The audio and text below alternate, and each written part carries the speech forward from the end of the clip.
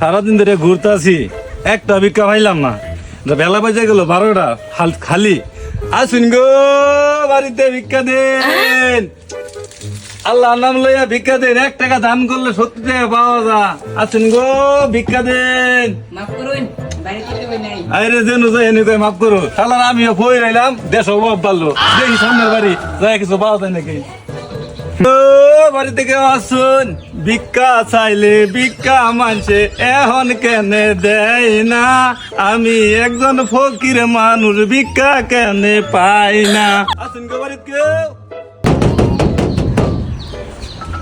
কি জায়গা তোমার কি ভিক্ষা যাওয়ার কোনো সময় কমায় নাই? সারা ডিউটি করে দিনের বেলা একটু শুমু, কোনো ভিক্ষা নাই, যাও তোমার এখন ভিক্ষা দিয়ে না, যাও আরেক সময় আবার যাও সারা। যে নই যায় এনে খালি ভিক্ষা নাই ভিক্ষা নাই, খালি মাফ করুন। আমি যদি সবার মাফ করি তাহলে তো ইয়ার আমার তো বড় বহির ফহিরে মাপসা। এটা কি হইলো ভাই? দেখি সামনের বাড়ির ওই যে কিছু পাওয়া যায়, এরকম করে চললে তো আমার ব্যবসা সাঙ্গে উঠবো গা। ভাই করে ভিক্ষা দিন ভাই। হ্যাঁ, আমার ব্যাংকের টাকাটা পাঠাই দে।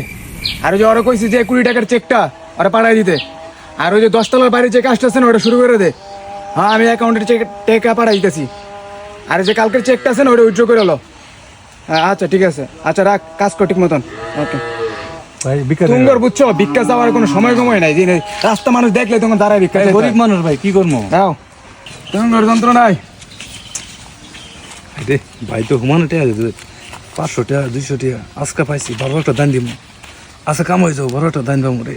লাও, এই বড় ভাই, এই ভাই ভাই ভাই ভাই দাঁড়ান। কইছে কও। আপনি কি দিলেন? ফোনে তো অনেক গপ্প দিলেন, 2 কোটি 3 কোটি ওরে দিতে শুন, 500 টাকা 1000 টাকা লুট আতাইলেন। ভাবলাম ভাই আপনি কিছু দিবেন, বড় লোক মানুষ। 2 টাকা দিলেন, নেন ভাই নেন। আর এই নেন, আমি আপনার 20 টাকা দিলাম, নেন ভাই।